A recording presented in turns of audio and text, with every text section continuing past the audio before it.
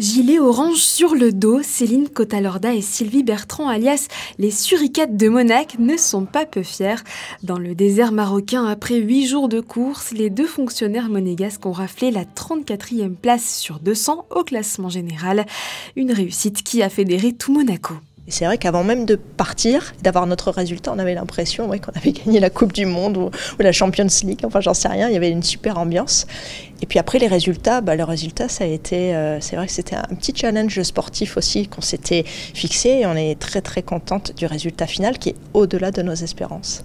Les Suricates ont même eu droit à la visite du souverain avant leur départ, un encouragement nécessaire quand on connaît les conditions de l'épreuve.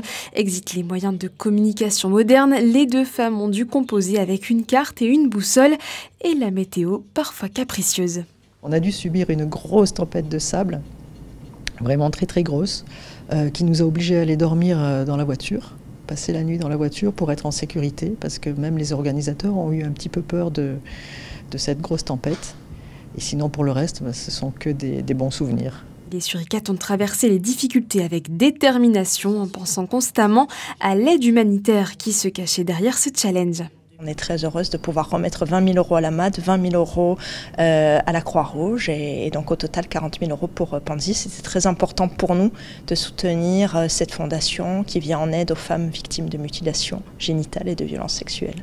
Et si la jeune association à but humanitaire souhaite organiser une action par an, le secret reste bien gardé quant à la nature